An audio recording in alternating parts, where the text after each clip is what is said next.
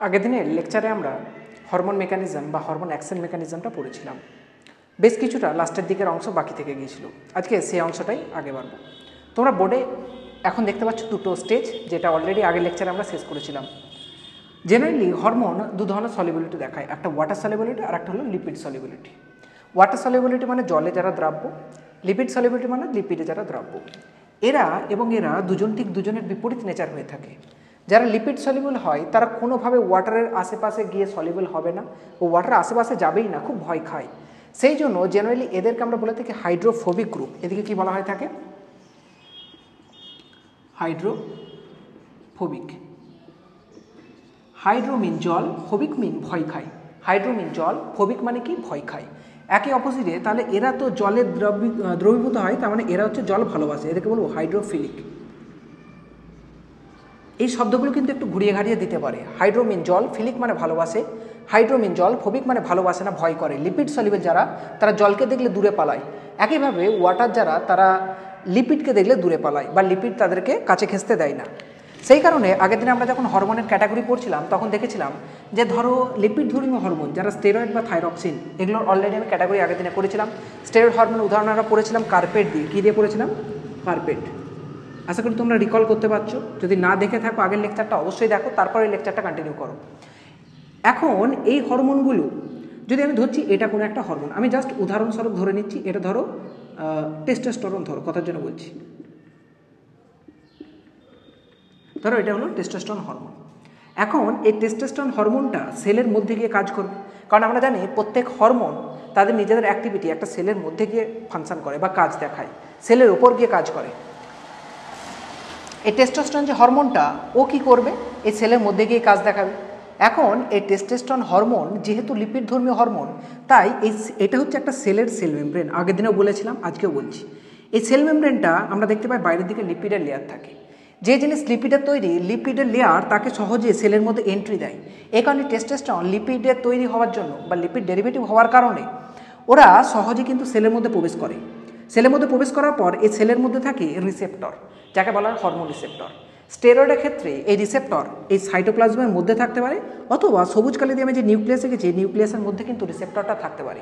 যদি সাইটোপ্লাজমে থাকে তাকে আমরা বলে থাকি সাইটোপ্লাজমিক রিসেপ্টর, যদি নিউক্লিয়াসের মধ্যে থাকে তখন তাকে আমরা বলে থাকি নিউক্লিয়ার রিসেপ্টর। এই হরমোনটা সেলের মধ্যে প্রবেশ করবে এবং তার নির্দিষ্ট রিসেপ্টরে গিয়ে আটকে যাবে। এই যে রিসেপ্টর এঁকেছি এই ব্লু কালার দিয়ে আমি, এটা হচ্ছে রিসেপ্টর, এখানে গিয়ে হরমোনটা আটকে গেছে এই লাল কালারের। ঠিক আছে, এখন হরমোন এবং রিসেপ্টর এরা মিলে তৈরি করা একটা কমপ্লেক্স, তার নাম হলো হরমোন রিসেপ্টর কমপ্লেক্স। আগের লেকচারে এটা বলেছিলাম। এবার এ হয় সাইটোপ্লাজমে যুক্ত হতে পারে অথবা নিউক্লিয়াসের মধ্যে যুক্ত হতে পারে, এখানেও একই নাম, হরমোন রিসেপ্টর কমপ্লেক্স।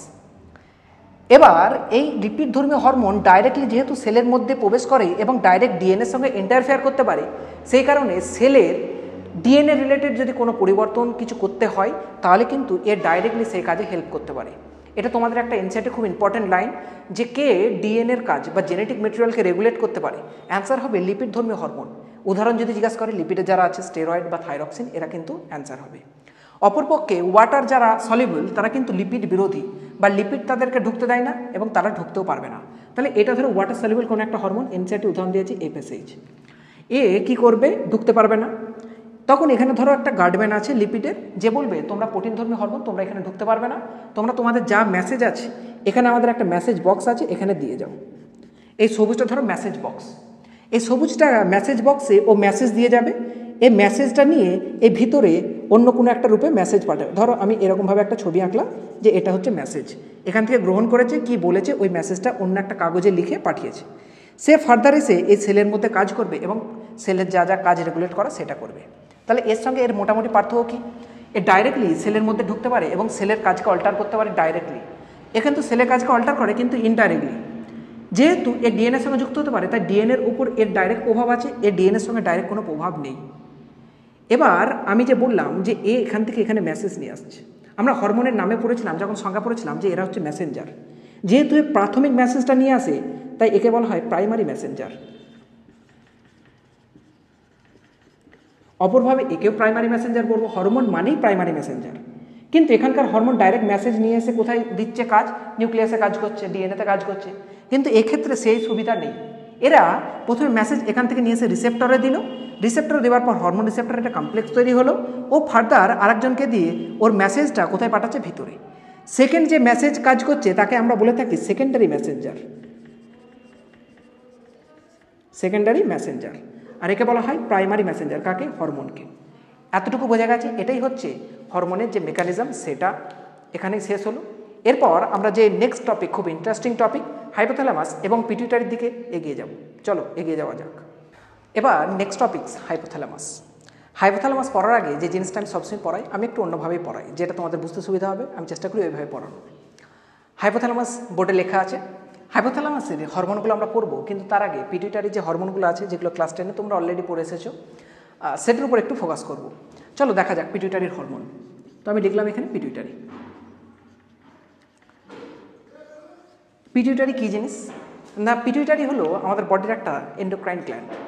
তার আগে একটু বেসিক আমাদের বডির মধ্যে কতগুলো এন্ডোক্রাইন গ্ল্যান্ড আছে সেটা নিয়ে একটু ডিসকাস করি, কারণ হরমোন মেকানিজম শেষ করার পরেই এন্ডোক্রাইন গ্ল্যান্ড সম্পর্কে একটু বেসিক ধারণা দিলে তোমাদের সব জিনিসটা একটু বুঝতে সুবিধা হয়ে যাবে।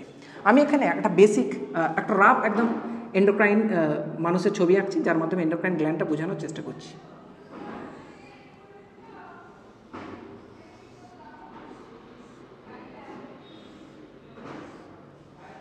আশা করি তোমরা বুঝতে পারছো যে এটা একটা মানুষের ছবি। ঠিক আছে, খুব ভালো হয়নি, মোটামুটি যতটুকু হয়েছে ততটুকুই বোঝার চেষ্টা করো। এই মানুষটার এটা তো নিশ্চয়ই বুঝতে পারছো যে এটা মাথা এঁকেছি, এই দুটো হাত এঁকেছি, এটা মানুষের শরীর এঁকেছি, এর নিচে এখানে পা হবে, এটুকু তো বুঝতে পারছো আশা করি। তাহলে এন্ডোক্রাইন গ্ল্যান্ডগুলো সম্পর্কে বুঝতে আশা করি অসুবিধা কিছু হবে না। তো দেখো, এই মাথার মধ্যে এইভাবে একটা গ্ল্যান্ড অবস্থান করে, এর নাম হলো হাইপোথ্যালামাস।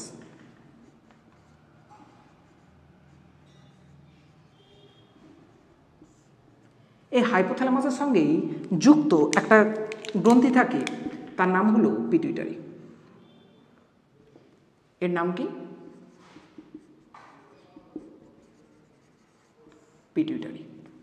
আর এই পিটুইটারির আশেপাশেই এরকম জায়গাতে একটা গ্ল্যান্ড অবস্থান করে, তার নাম হলো পিনিয়াল,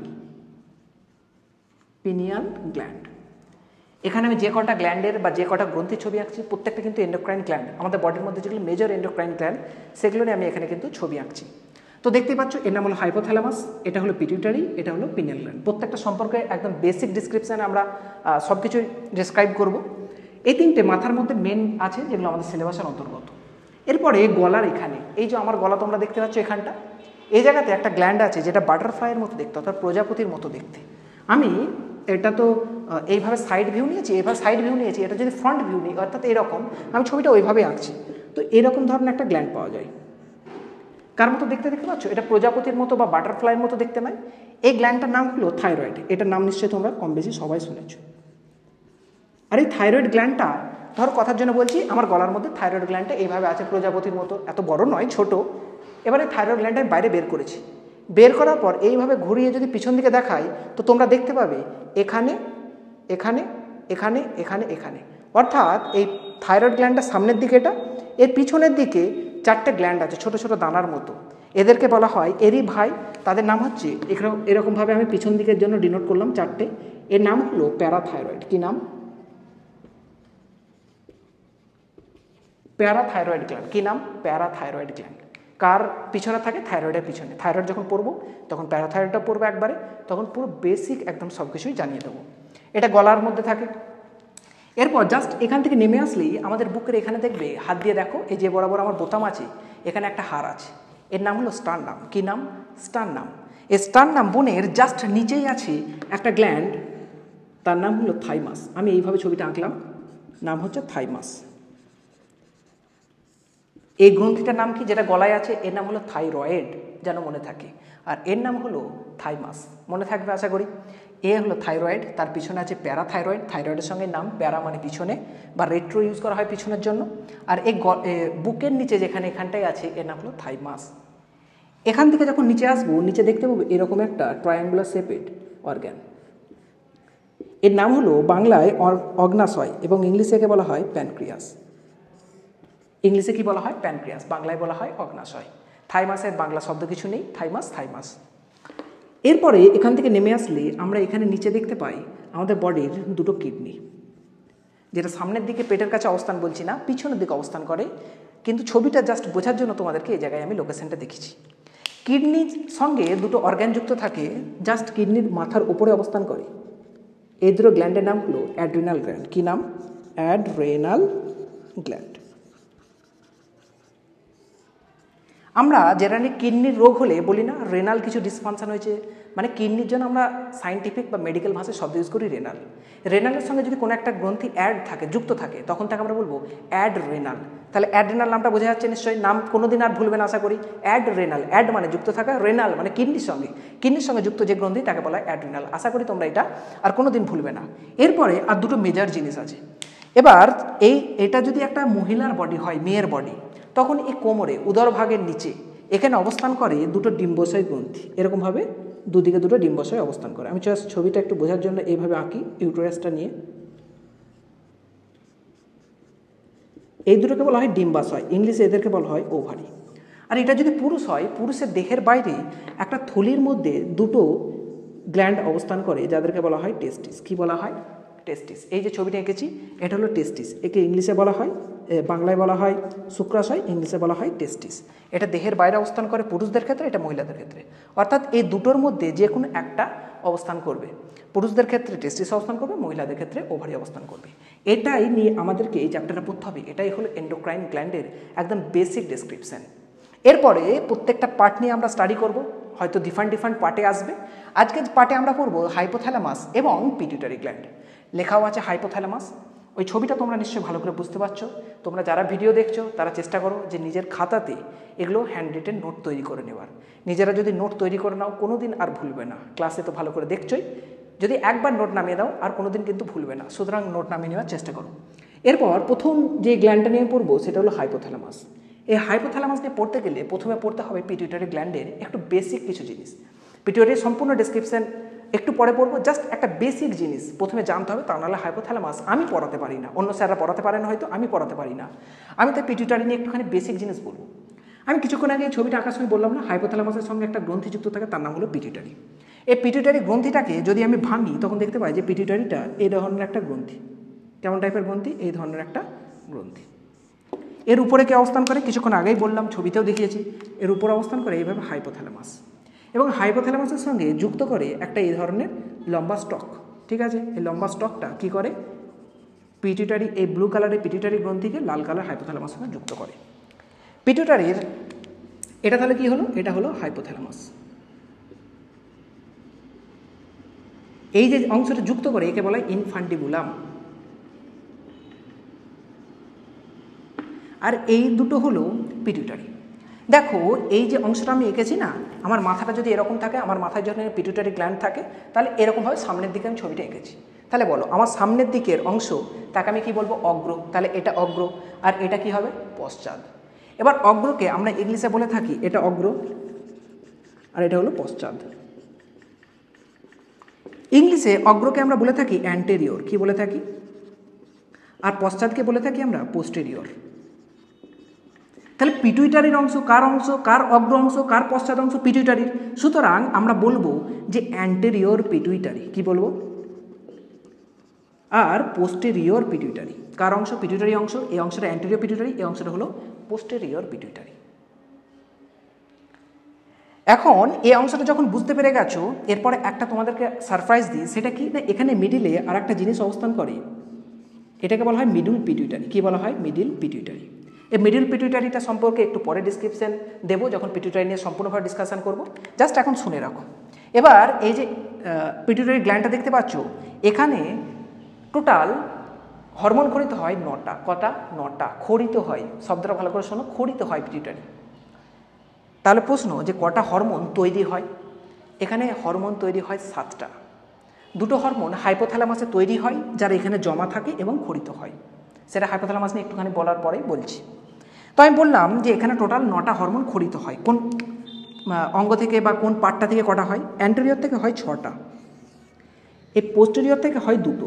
তাহলে কটা হলো? টোটাল 8টা। বাকি থাকছে একটা। এই একটা হয় মিডিল পার্ট থেকে, মিডিল পিটুইটারি। এই মিডিল পিটুইটারি থেকে কটা হরমোন খরিত হয়? একটা। ওকে, 6টা, 2টো, একটা। এখান থেকে যে হরমোনটা খরিত হয় একটা, তার নাম আগে মুখস্থ করি। তার নাম আমরা সবাই জানি MSH। এর নাম হলো মেলানোসাইট স্টিমুলেটিং হরমোন। কেন এরকম নাম?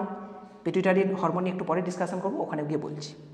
এই অ্যান্টেরিয়র পার্ট থেকে হরমোন খরিত হয়। আমি এখানে অ্যান্টেরিয়র পার্টের হরমোনগুলোর নাম নিচ্ছি। এটা ধরো অ্যান্টেরিয়র, এখান থেকে খরিত হয় কটা হরমোন? টোটাল 6টা। এই 6টা হরমোনের নাম কি? এক নামিত হয় 6টা হরমোন: এফএসএইচ, এলএইচ, জিএইচ মানে গ্রোথ হরমোন, টিএসএইচ মানে thyroid stimulating hormone, ACTH adrenocorticotropic hormone এবং প্রোল্যাকটিন। এই দুটোকে একত্রে বলা হয় গোনাডোট্রপিন হরমোন। ঠিক আছে, জিএনএইচ বলা হয়ে থাকে বা গোনাডোট্রপিন হরমোন বলা হয়ে থাকে। এখন এই যে 6টা হরমোনের নাম লিখলাম, এর সঙ্গে কি রিলেটেবল একটু পরে আমি তোমাদেরকে ডিসকাস করছি। পোস্টিরিয়র পার্ট থেকে হয় কটা হরমোন খরিত? আমি বললাম 2টো হরমোন খরিত হয়। পোস্টিরিয়র পার্ট থেকে 2টো খরিত হরমোনের নাম কি? 1 নম্বর হরমোনের নাম হলো এডিএইচ, 2 নম্বরের নাম হলো অক্সিটোসিন। আশা করি তোমরা পিটুইটারি কতগুলো হরমোন খরিত হয় প্রত্যেকটা নাম জেনে গেছো। অ্যান্টেরিয়র পার্ট থেকে খরিত হয় 6টা হরমোন, আমার সঙ্গে রিপিট করো। 1 নম্বর হলো এফএসএইচ, 2 নম্বর হলো এলএইচ, 3 নম্বর হলো টিএসএইচ, 4 নম্বর হলো এসিটিএইচ, 5 নম্বর হলো প্রোল্যাকটিন এবং 6 নম্বর কি দেখতে পাচ্ছ? এসিটিএইচ। ঠিক আছে, এই গ্রোথ হরমোন। এই 6টা হরমোন খরিত হয় কোথা থেকে? অ্যান্টেরিয়র পিটুইটারি থেকে। আর মাঝখান থেকে মিডিল থেকে খরিত হয় এমএসএইচ। এম ফর মিডিল, মনে রাখবে। এমএসএইচ কোথা থেকে খরিত হয়? মিডিল পার্ট থেকে। আর পোস্টার থেকে খরিত হয় 2টো, একটা হলো এডিএইচ আর একটা হলো অক্সিটোসিন। এই 6টা হরমোন, এই 9টা হরমোনের নাম যখন তোমার মুখস্থ হয়ে গেছে, তখন তুমি হাইপোথ্যালামাস থেকে খরিত হরমোনের নাম এমনি মুখস্থ করতে পারবে। আশা করি এই জায়গাটা জিনিসটার প্রয়োজন নেই, এই জিনিসটাই মুছে তারপর হাইপোথ্যালামাসটা শুরু করছি।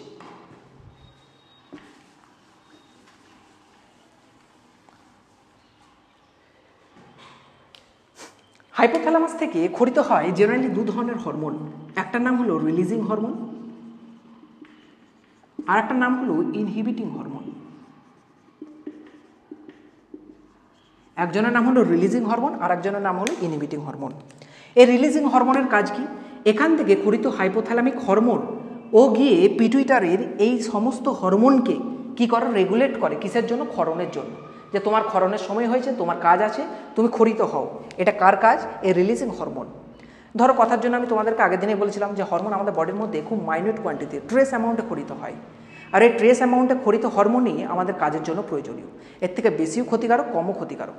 এবার ধরো যতটুকু প্রয়োজন ততটুকু ক্ষরণ করার জন্য রিলিজিং হরমোন এর উপর কাজ করে এবং একে রিলিজ করে, কিন্তু প্রয়োজন যতটা ততটা খরিত হয়ে গেছে, এর তার থেকেও বেশি খরিত হয়ে চলেছে, তখন এ ক্ষরণ বন্ধ করে দেবে। এ ক্ষরণ বন্ধ করে দিলে এরা খরিত হওয়া বন্ধ হয়ে যাবে। কথার জন্য বলছি, কোনোভাবে যদি ক্ষরণ বন্ধ না করে তখন তো এরা নিশ্চয়ই খরিত হয়ে যাবে, অথবা এ ক্ষরণ বন্ধ হয়ে গেলেও এরা কোনো কারণে খরিত হচ্ছে, তখন এদেরকে বাধা দিতে হবে, ইনহিবিট করতে হবে। তখন এ হাইপোথ্যালামাসে ইনহিবিটিং হরমোন ক্ষরণ করে, যারা গিয়ে এর বিপরীতে কাজ করে এবং একে বাধা দেয় ক্ষরণ হওয়া থেকে। সুতরাং রিলিজিং হরমোন কাজ করে এদের ক্ষরণে, ইনহিবিটিং হরমোন কাজ করে এদেরকে বাধা দিতে। এবার সবথেকে মজার জিনিস কি? এই যে হরমোনগুলো তোমরা নাম মুখস্থ করে নিয়েছো, এই নামগুলোর রিলেটেডই নাম হচ্ছে হাইপোথ্যালামাসের হরমোনের। ঠিক আছে, এই হাইপোথ্যালামাসের হরমোনের কেমন নাম? ধরো এমএসএইচ যে রিলিজ করে তার নাম হলো মেলানোসাইট রিলিজিং হরমোন, এমআরএইচ। আর যে ইনহিবিট করে তার নাম হচ্ছে মেলানোসাইট ইনহিবিটিং হরমোন। কত সহজ নাম বলো তো, মেলানোসাইট রিলিজিং হরমোন। তোমরা শব্দটা সবসময় মনে রাখবে, আর শব্দ থাকা মানে সেটা হাইপোথ্যালামাসের হরমোন, আর আই শব্দ থাকা মানে সেটা কোথাকার হবে? হাইপোথ্যালামাসের। যদিও ইনহিবিটিং হরমোনের পরিমাণটা কম, রিলিজিং হরমোনের পরিমাণটা বেশি। এবার গোনাডোট্রপিন, আমি বলেছিলাম এফএসএইচ এলএইচ দুজনকে মিলে হয় গোনাডোট্রপিন রিলিজিং হরমোন। সুতরাং এফএসএইচ এবং এলএইচ এদের দুজনকে একত্রে আমরা বলে থাকি গোনাডোট্রপিন রিলিজিং হরমোন, জিএনআরএইচ। কি বলা হয়? জিএনআরএইচ। জিএন শব্দটা কেন লেখা হয়? কারণ আমরা গ্রোথ হরমোনের জন্য পুরো ক্যাপিটাল জি ইউজ করি, তাই ক্যাপিটাল জি এর জন্য কি হবে? জিআরএইচ, গ্রোথ রিলিজিং হরমোন। কিন্তু যেহেতু এখানে জি ইউজ হয়ে গেছে, আর একটা জি ইউজ হবে না, সেই জন্য একে গোনাডোট্রপিনে জিএন ইউজ করা হয়ে থাকে। একইভাবে এই টিএস এর জন্য কি হরমোন করতে হবে? Thyroid releasing hormone. এসিটিএস এর জন্য কি হবে? এসিআরএইচ হরমোন। ঠিক আছে, প্রোল্যাকটিনের জন্য যে হরমোন করতে হবে তার নাম হবে প্রোল্যাকটিন রিলিজিং হরমোন। এগুলো হচ্ছে সব রিলিজিং হরমোন। এবার প্রশ্ন যে এই দুটোর জন্য কি কোনো রিলিজিং হরমোন খরিত হয়? না, কারণ আমি তোমাদেরকে বললাম হাইপোথ্যালাসের মধ্যেই সিনথেসিস হয় এই দুটো হরমোন। তাহলে রিলিজিং ইনহিবিটিং ছাড়াও হাইপোথ্যালাসের মধ্যে কিন্তু দুটো হরমোন সিনথেসাইজ হয়। একজনের নাম হলো এডিএইচ, আরেকজনের নাম হলো অক্সিটোসিন। কিন্তু আমরা তো ছোটোবেলা থেকে স্যার পিটুইটারির মধ্যে পড়ে এসেছি যে এডিএইচ এবং অক্সিটোসিন পিটুইটারি থেকে খরিত হয়। আপনি বলছেন এখন হাইপোথ্যালামাস থেকে খরিত হয়, তাহলে কি আমরা ভুল পড়েছি? না, আপনি ভুল বলছেন। কেউ ভুল বলোনি, কেউ ভুল পড়োও নি। এডিএইচ বা অক্সিটোসিন তৈরি হয় হাইপোথ্যালামাসে, সিক্রেশন বা ক্ষরিত হয় এখান থেকে, পোস্টেরিয়র পার্ট থেকে। সুতরাং মনে রাখবে যে এরা যেহেতু এখানে তৈরি হয়ে যাচ্ছে, তাই এদেরকে তো আর রিলিজ করার বা এদেরকে সিনথেসাইজ করার জন্য প্রমোট করার তো প্রয়োজন নেই, অলরেডি এখানে তৈরি হবে, এখানে একটা বিশেষ মেকানিজমের মাধ্যমে এসে জমা হবে, যেটা একটু পরে আরও ডিটেলস আমি তোমাদেরকে বলছি। সুতরাং এই দুটো হরমোনের কিন্তু কোনো রিলিজিং হরমোনের প্রয়োজন নেই। এরপর হচ্ছে ইনহিবিটিং হরমোন। এখানে ইনহিবিটিং হরমোন সবার কিন্তু তৈরি করে না, মেনলি যা তৈরি করে সেটা হলো প্রোল্যাকটিন। প্রোল্যাকটিন ইনহিবিটিং হরমোনকে পিআইএইচ বলা হয়, এরই অপর নাম হচ্ছে ডোপামাইন। কি নাম? ডোপামিন। আর একটা হরমোন আছে যার বিরুদ্ধে কাজ করে, তার নাম হলো গ্রোথ হরমোন। রিলিজিং হরমোনের বিরুদ্ধে কাজ করে একজন, তার নাম হলো গ্রোথ ইনহিবিটিং হরমোন, একে বলা হয় সোম্যাটোস্ট্যাটিন। কি বলা হয়? সোম্যাটোস্ট্যাটিন। এই নামটার কি মানে, এটাও যখন গ্রোথ হরমোন পড়াবো তখন ওখানে গিয়ে ডিটেলসে এটা নিয়ে বলছি। তো এই যে হরমোনগুলোর নাম লিখলাম এই কটা, এগুলোই হচ্ছে হাইপোথ্যালামাসের হরমোন, আর এরা হচ্ছে হাইপোথ্যালামাস থেকে ডাইরেক্ট সিক্রেটেড এবং পিটুইটারিতে আসা হরমোন। এবার একটা শব্দ তোমাদেরকে বলি, যেটা তোমরা হয়তো ছোটোবেলা থেকে শুনেই আসছো। আমরা পিটুইটারিকে বলে থাকি মাস্টার গ্ল্যান্ড। পিটুইটারিকে কি বলে থাকি আমরা? Master gland. পিটুইটারিকে যেহেতু মাস্টার গ্ল্যান্ড বলা হয়, কি বলা হয়? Master gland. মাস্টার গ্ল্যান্ডকে বাংলায় কি বলবো? প্রভু গ্রন্থি। এবার দেখো তো, এই প্রভু গ্রন্থি থেকে যে হরমোনগুলো ক্ষরিত হয়, এরা তো আমরা দেখবো বডির পরবর্তীতে পার্টে, ওখানে যে ছবিটা এঁকেছিলাম ওই এন্ডোক্রাইন গ্ল্যান্ডগুলোর ওপর কাজ করে। কিন্তু তোমরা দেখতে পাচ্ছ যে এই যে হরমোনগুলো হাইপোথ্যালামাসে, এরা এসে ইনডাইরেক্টলি বা ডাইরেক্টলি কাকে রেগুলেট করছে? Pituitary hormone. তাহলে এ যদি মাস্টার হয়, এ তো মাস্টারেরও মাস্টার। সেই জন্য হাইপোথ্যালামাসকে আমরা বলে থাকি মাস্টার অফ মাস্টার গ্ল্যান্ড। কি বলে থাকি? Master of master gland. তাহলে মাস্টার গ্ল্যান্ডকে, মাস্টার গ্ল্যান্ড হলো পিটুইটারি, এরও মাস্টার, তাকে আমরা কি বলে থাকি? Hypothalamus, master of master gland. এটা হচ্ছে হাইপোথ্যালামাসের হরমোনের আমরা উদাহরণ পড়লাম। এরপর যাব আমরা পিটুইটারি হরমোন। এখান থেকে এর থেকে বেশি আর কিচ্ছু দেবে না, জাস্ট তোমরা কিন্তু এটা খুব ইম্পর্টেন্ট কোশ্চেন, এডিএইচ এবং অক্সিটোসিন তৈরি হয় হাইপোথ্যালামাসে, রিলিজ হয় কোথা থেকে? পিটুইটারি পোস্টেরিয়র পার্ট থেকে। এটা মুখস্থ রাখো। এরপর আমরা যাই পিটুইটারির পার্টে। চলো এগিয়ে যাওয়া যাক। আমি বোর্ডের মধ্যে পিটুইটারির একটা খুব ভালো ছবি আঁকার চেষ্টা করেছি, জানি না কতটা হয়েছে, এটা তোমরা কমেন্ট বক্সে জানো। তো পিটুইটারি যে ছবিটা এঁকেছি তোমাদেরকে দেখে মনে হচ্ছে হাবিজাবি কী সব এঁকেছি, আমি জাস্ট ব্যাখ্যা করে দিচ্ছি। দেখো, পিটুইটারি থাকে কোথায় বললাম? আমি বললাম মাথার মধ্যে থাকে। প্রথমে জানতে হবে মাথার মধ্যে কোথায় থাকে। মাথার মধ্যে লোকেশনটা লিখে দিই।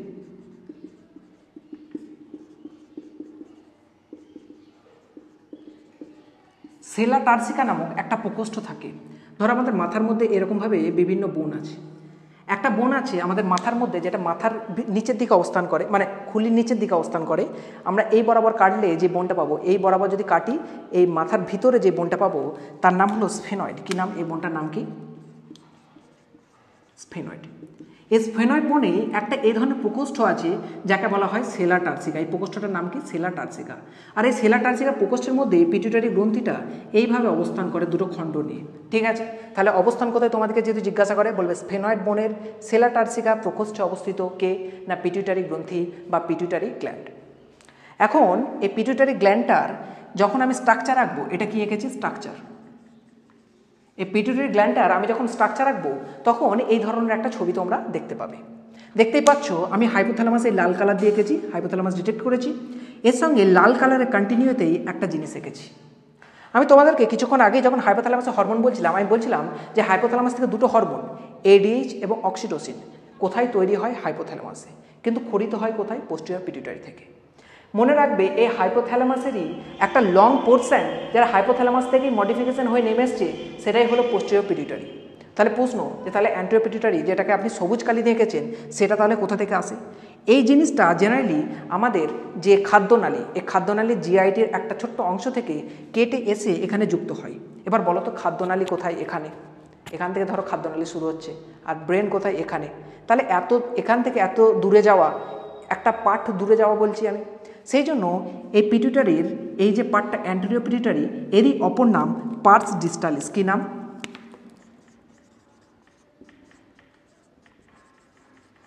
তাহলে কি আপনি বলতে চাইছেন পার্স মানে হলো পার্ট? আপনি কি বলতে চাইছেন পার্স মানে পার্ট? একদমই তাই। আর ডিস্টালিস মানে কি আপনি বলতে চাইছেন যে দূর থেকে আসা একটা অংশ যেটা পিটুইটারির অংশ হয়ে গেছে? একদমই তাই, ঠিকঠাক বুঝেছো।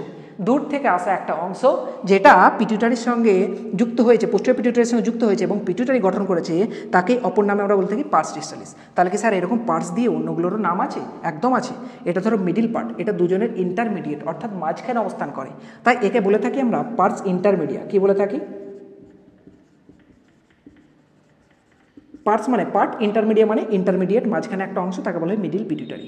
তার কি স্যার পোস্টেরিয়র পিটুইটারির একটা নাম আছে? হ্যাঁ, একদমই, এর নাম হচ্ছে পার্স নার্ভোসা। কি নামের? Pars nervosa. এবার প্রশ্ন যে স্যার পার্স নার্ভোসাটা কি? এই যে পিটুইটারির মধ্যে দেখতে পাচ্ছেন একটা নিউরন আছে, নিউরন কার অংশ? নার্ভের অংশ। সুতরাং পিটুইটারির যে অংশে নিউরন বা নার্ভ দ্বারা কোনো জিনিস বাহিত হয়, পিটুইটারির সেই পার্টকে আমি বলবো পার্স নার্ভোসা। এই পিটুইটারি পার্স নার্ভোসা, এই পার্টটা কার পার্টের অংশ? হাইপোথ্যালামাস থেকে এই নিউরন দ্বারা নেমে আসা থাকা অংশ, তাই একে বলা হয় থেকে পার্স নার্ভোসা। পার্স মানে পার্ট, নার্ভোসা মানে নিউরন প্রেজেন্ট আছে। স্যার আপনি এই সামনে যে অ্যাডিনো হাইপোথ্যালামাস নিউরো হাইপোথ্যালামাস লিখছেন, কিছু বুঝতে পারছি না। দেখো, যুগ যুগান্তরের জন্য একটা কথা তোমরা মনে রেখে দাও, সেটা এই পিটুইটারি অপর নাম হলো হাইপোফাইসিস। পিটুইটারি অপর নাম কি? হাইপোফাইসিস। তাহলে কি স্যার আপনি বলতে চাইছেন নিউরো হাইপোফাইসিস মানে পিটুইটারি একটা পার্ট যে নিউরন কন্ট্রোল করে বা নিউরন পার্টকে নিয়ে গঠিত হয়, তাকে বলা হয় নিউরো হাইপোফাইসিস? একদম, তোমরা তো ব্রিলিয়ান্ট স্টুডেন্ট, এই তো ধরে নিচ্ছ। হাইপোথ্যালামাসের পিটুইটারি যে পার্ট নিউরনকে কন্টেন্ট করে থাকে তাকে বলা হয় নিউরো হাইপোফাইসিস, এবং যে পার্ট অ্যাডিনো মানে আগে, হাইপোফাইসিস অর্থাৎ পিটুইটারির আগের যে পার্ট তাকে বলা হয় অ্যাডিনো হাইপোফাইসিস। কিন্তু স্যার অ্যাডিনো হাইপোফাইসিস আর অ্যান্টেরিয়র তো একই মানে হয়ে গেল, দুটোই তো আগে, দুটোই আগে একই। কিন্তু এনসিআরটি বলছে অ্যাডিনো হাইপোফাইসিস যখন তুমি বলবে তখন কিন্তু তুমি শুধু অ্যান্টেরিয়র বলবে না, এর সঙ্গে মিডিলকেও যুক্ত করে দেবে। কাকে যুক্ত করে দেবে বলছে? এর সঙ্গে মিডিলকেও যুক্ত করে দেবে। সুতরাং অ্যাডিনো হাইপোফাইসিসের মধ্যে দুটো জিনিস আসবে, একটা হলো মিডল পিটুইটারি আর একটা হলো অ্যান্টেরিয়র পিটুইটারি। আর বলছে নিউরো হাইপোফাইসিসের মধ্যে দুটো জিনিস আসবে, পিটুইটারির একটা পার্ট আসবে, সেটা হলো পোস্টেরিয়র পিটুইটারি, কিন্তু এর সঙ্গে আর একটা পাশ আছে, তার নাম হলো ইনফান্ডিবুলাম। স্যার ইনফান্ডিবুলাম কি? ইনফান্ডিবুলাম হলো এই যে হাইপোথ্যালামাসের সঙ্গে পিটুইটারি যুক্ত আছে না, এখানে ছোট্ট একটা সুতোর মতো জিনিস আছে যে পিটুইটারিকে এরকম ঝুলিয়ে রেখেছে, তাকে আমরা বলে থাকি স্টক। কি বলে থাকি? মানে ঝোলানো একটা অংশ, মনে রাখবে, তার নাম হলো ইনফান্ডিবুলাম। এই ইনফান্ডিবুলাম এবং পোস্টেরিয়র দুটোকে একসঙ্গে মিলে আমরা বলে থাকি নিউরো হাইপোফাইসিস। তোমরা মনে রাখবে যে ইনফান্ডিবুলাম দিয়ে নার্ভটা যেহেতু এসছে এবং পোস্টেরিয়র পিটুইটারি দিকে গেছে, দুটোতেই নার্ভ আছে, সেই জন্য একে বলা হয় নিউরো হাইপোফাইসিস। নিউরো শব্দটা কোথা থেকে এসছে? নার্ভ থেকে এসছে, এটা কিন্তু একদমই ভুলবে না। সুতরাং আশা করি তোমরা এই পার্টটা নিশ্চয়ই বুঝতে পেরেছো। হ্যাঁ, বুঝতে তো পেরেছি, কিন্তু স্যার এই ছবিটা তো বললেন না এটা কী জিনিস। দেখো, এটা আমি এই ছবিটা আঁকার চেষ্টা করেছি একটা পোর্টাল সিস্টেম। কি আঁকার চেষ্টা করেছি? একটা portal system. Sir portal system কি? পোর্টাল সিস্টেম কিছুই না, জাস্ট যার মাধ্যমে ব্লাড যায়। ঠিক আছে, এটা ডিটেলস আমি এখন বলবো না, শুধু মনে রাখো যার মাধ্যমে ব্লাড যায় বা কোনো জায়গায় সার্কুলেশন গিয়ে থাকে। তো পোর্টাল সিস্টেম এরকমভাবে অবস্থান করে কোথায়? পিটুইটারি এবং হাইপোথ্যালামাসের মাঝে। এই হাইপোথ্যালামাস থেকে বেশ কিছু হরমোন, কিছুক্ষণ আগে যেগুলো লিখেছিলাম রিলিজিং হরমোন বা ইনহিবিটিং হরমোন, ওরা কি হয়? এখান থেকে ক্ষরিত হয় এবং এই পোর্টাল সার্কুলেশনের মাধ্যমে ব্লাডের মাধ্যমে এখানে আসে। স্যার আমরা তো আগেই পড়েছি যে হরমোন ব্লাডের মাধ্যমে সব জায়গাতে ক্ষরিত হয়, তাহলে কি স্যার আপনি বলতে চাইছেন এখানে ডাইরেক্ট ক্ষরিত হবে আর এই ব্লাডে মিশে যাবার ডাইরেক্ট চলে আসবে? একদমই তাই, তোমরা যথেষ্ট ব্রিলিয়ান্ট, এই তো ধরে নিচ্ছ সব। তাহলে তোমাদেরকে যদি কোশ্চেন জিজ্ঞাসা করে যে এমন কিছু হরমোনের নাম বলো যারা ব্লাডের মাধ্যমে ক্ষরিত হয়, ব্লাডের মাধ্যমে বাহিত হয় না, নিউরনের মাধ্যমে বাহিত হয়, অ্যান্সার কী হবে তখন? এই যে এখানকার হরমোন, এখান থেকে কোন কোন হরমোন ক্ষরিত হয় বলেছিলাম একটু আগেই। আমি দুটো হরমোনের নাম কিন্তু তোমাদেরকে বলেছিলাম। একটা হরমোনের নাম কি ছিল? এডিএইচ, আর একটা নাম ছিল অক্সিটোসিন। এই দুটো হরমোন কিন্তু কিসের মাধ্যমে যাচ্ছে? নার্ভের মাধ্যমে। কিসের মাধ্যমে যাচ্ছে? নার্ভের মাধ্যমে। স্যার সেই জন্যই তো এর নাম পার্স নার্ভোসা, স্যার এর জন্য তো এর নাম নিউরো হাইপোফাইসিস। এটাই হচ্ছে পিটুইটারির স্ট্রাকচার। এবার পিটুইটারি দিয়ে ক্ষরিত হরমোনগুলো কিছুক্ষণ আগেই বলেছি, আমি জাস্ট রাফ হিসাবে এখানে লিখছি। দেখো তাহলে পার্স ইন্টারমিডিয়েট, এর নামে কি? Middle pituitary. এখান থেকে ক্ষরিত হয় এমএসএইচ হরমোন। পোস্টেরিয়রের দুটো নাম হয়ে গেছে, এরপর অ্যান্টেরিয়রের বাকি আছে কি কি? আবার একবার লিখে দিই তোমাদের সুবিধার জন্য। এফএসএইচ, এলএইচ, টিএসএইচ, এসিটিএইচ, এর সঙ্গে কী হচ্ছে? গ্রোথ হরমোন এবং প্রোল্যাকটিন। একদম ঠোঁটস্থ করে নাও, এই ছটা হচ্ছে অ্যান্টেরিয়র পিটুইটারি থেকে ক্ষরিত হরমোন, এই একটা হচ্ছে মিডিল পিটুইটারি থেকে ক্ষরিত হরমোন, আর একটা হচ্ছে এখান থেকে। স্যার আপনি সবই বললেন, কিন্তু এনসিআরটির একটা শব্দ যেন ভুলে গেলেন। এনসিআরটি বলছে যে স্যার উন্নত প্রাণীদের ক্ষেত্রে তো মিডিল পিটুইটারি পাওয়া যায় না। আপনি তাহলে স্যার কী করে বলছেন? এটা কি মানুষে রেখেছেন না ছাগলে রেখেছেন? একদমই মানুষেরই এঁকেছি। পিটুইটারি বলছে যে মিডিল পিটুইটারি আলাদাভাবে পাওয়া যায় না, পাওয়া যায় কিন্তু কার সঙ্গে যুক্ত হয়ে যায়?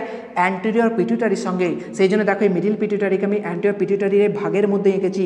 সেই জন্য বলেছিলাম যে মিডিল পিটুইটারি অ্যান্টেরিয়র পিটুইটারির সঙ্গে যুক্ত হয়ে তৈরি করে কি? Adeno hypophysis. কি তৈরি করে? Adeno hypophysis. এটা কিন্তু মাথার মধ্যে খুব ভালোভাবে রেখো, এটাই হলো পিটিউটারি গ্ল্যান্ডের কিন্তু পুরো স্ট্রাকচার, সেখান থেকে ক্ষরিত হরমোন। এরপর প্রত্যেকটা হরমোন ধরে ধরে আজকে আমি পিটিউটারি হরমোনের যে এগুলো আছে ডিসকাস করবো, যতটা হবে। ভিডিও 30 মিনিট পর্যন্তই হবে, তারপরে যদি থেকে যায় সেটা আমরা পরের পার্টে চেষ্টা করব অ্যাড করে দেওয়ার। ওকে, চলো এগিয়ে যাওয়া যাক পিটিউটারি প্রথম হরমোন এডিএইচ এবং অক্সিটোসিনের দিকে। খুব ছোট ছোট ভাষায় এনসিইআরটি লাইনের উপর কভার করব, কারণ এটা হচ্ছে পুরোটাই নিটের ক্লাস, আমাদের দরকার একটা নিটের সিট। চলো এগিয়ে যাওয়া যাক।